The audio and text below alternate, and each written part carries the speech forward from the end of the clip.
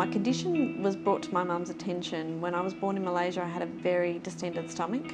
I was diagnosed with pseudo-obstruction of the bowel, which basically means the smooth muscles in the bowel cannot support the motility that a bowel needs to function normally. Having that condition meant that I didn't eat, and everything that went in was very difficult to move through the digestive system. So it's over 20 years now I've been on parenteral nutrition. I haven't eaten since October 1978, and the memories that I do have probably embedded in there are unsavoury memories. You know, food equals making me sick.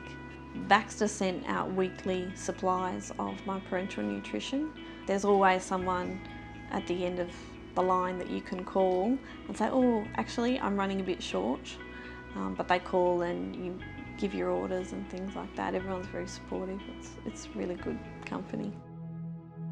I met David through church. We went out for 3 years and then we got married. Yeah, we fell pregnant. It was all a bit of a shock. It was unplanned. Amber was born very premature, but after 5 days they discovered she had a hole in the heart. Unfortunately, after surgery she died from complications with that operation. 5 years later, we brought Brody into this world. For 5 days after Brody was born, I was actually kept in a coma in order to save my life. We knew very early on from the ultrasounds that it looked like he had inherited some form of my condition, and we didn't know what that would mean for him. He didn't get off parenteral nutrition from 18 months old. With 2 people on parenteral nutrition in the house, line change time was very busy, and I'd do them back to back, get them all over and done with. So I'd do Brody first and then I would do myself. So thank goodness we had the portable pumps, because if you can imagine trying to carry a child, a 5-year-old, who's 22 kilos, and push a drip stand, or 2, it's a little bit difficult. Oh, he's got in for the TKO. Oh, pass out. Wake up. Oh, round 2. The doctors came and had the talk with us and let us know that Brady probably wouldn't make it to the end of the year. Unfortunately for Brody and for us, he died when he was 5 years and 3 months old. Someone from the hospital said at the funeral, "Please don't let this be the end, let it be a chapter." Those words gave us the courage to go on. I love to cook, and the kitchen is my domain. My husband is banned from the kitchen. I just love all the smells and the aromas and the textures. And often, you know, I have to pop to the shops and it might not be a good time to wait any longer, so I just get the backpack over the shoulders next to me in the car and off I go.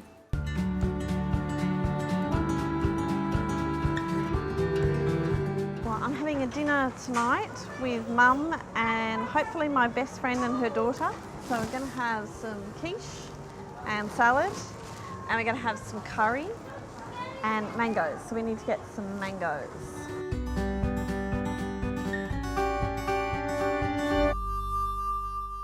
Hi, Charlie. Hope you're ready for a nice dinner. It changed their lives to get portable pumps. It just changed their lives. It enables her to get out of the house. This is one of my favourite photos. This is me meeting John Bon Jovi, and he was really, really nice, and I just lost all sense of reality as soon as he walked in the door. I was rendered mute. My outlook depends on parenteral nutrition, and it depends on how much IV access I can maintain in order to access my parenteral nutrition. A big question mark, I guess. If I stay healthy, then I can continue to lead a long and meaningful life, hopefully. I think when you have a chronic condition like I have had all my life, people set the bar for what you're going to experience in your life a little bit lower. And I think I was determined to not have that bar set so low. I continually challenged it. Oh, she's stubborn. I wonder where I get that from. I think a lot of people didn't think I'd get married. Well, I got married. And then a lot of people didn't think I'd have a child. Well, I had two. Nowhere in the plan was that ever going to be that we had to say goodbye to those children. But that's not for us to decide. We probably forget how amazing she is. We just expect it. I like the nickname the Paris Princess because I really want to go to Paris one day, and I want to sit on the Seine River and write poetry. I just think Paris is about the hope and the dreams that people take there as much as it is the city. If ever there's a time to make the dreams happen, it's now.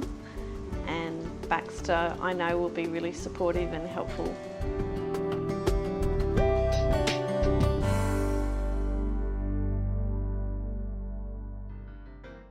I'm getting stuck here. So I get this box of free. Brody!